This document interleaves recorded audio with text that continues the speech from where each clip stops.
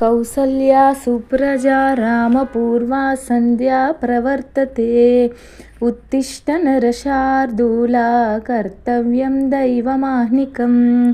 उत्तिष्ठोत्तिष्ठ गोविन्द उत्तिष्ठ गरुडध्वज।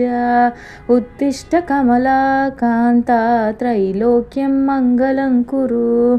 मातः समस्तजगतां मधुकैटभारेः वक्षो विहारिणि मनोहर दिव्यमूर्ते। श्रीस्वामिनि श्रितजनप्रियदानशीले श्रीवेङ्कटेशदयिते तव सुप्रभातम्। तव सुप्रभातमरविन्दलोचने भवतु प्रसन्नमुखचन्द्रमण्डले।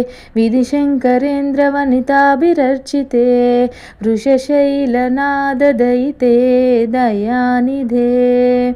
आत्रादिसप्तऋषयस्य मुपास्य सन्ध्याम् आकाशसिन्धुकमलानि मनोहराणि। आदाय पादयुगमर्चयितुं प्रपन्नाः शेषाद्रिशेखर विभो तव सुप्रभातम्। पञ्चाननब्जभवषण्मुखवासवाद्याः त्रैविक्रमादिचरितं विबुधास्तुवन्ति। भाषापतिः पठति वासरशुद्धिमारात् शेषाद्रिशेखर विभो तव सुप्रभातम्। ईषत्प्रफुल्लसरसीरुहनारिकेलपूगाद्रुमादिषु मनोहरपालिकानाम् आवाति मन्दमनिलः सह दिव्यगन्धैः शेषाद्रिशेखर विभो तव सुप्रभातम्। उन्मील्यनेत्रयुगमुत्तमपञ्जरस्ताः पात्रावशिष्टकदलीफलपायसानि भुक्त्वा सलीलमदखेलिशुकाः पठन्ति शेषाद्रिशेखर विभो तव सुप्रभातम्।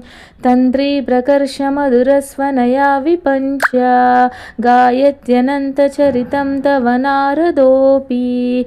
भाषासमग्रमसकृत्करचारुरम्यं शेषाद्रिशेखर विभो तव सुप्रभातम्।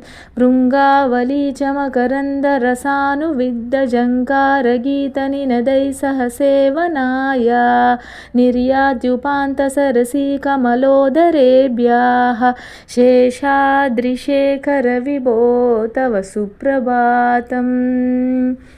ओं नमो वेङ्कटेशाय। श्रीमात्रे नमः।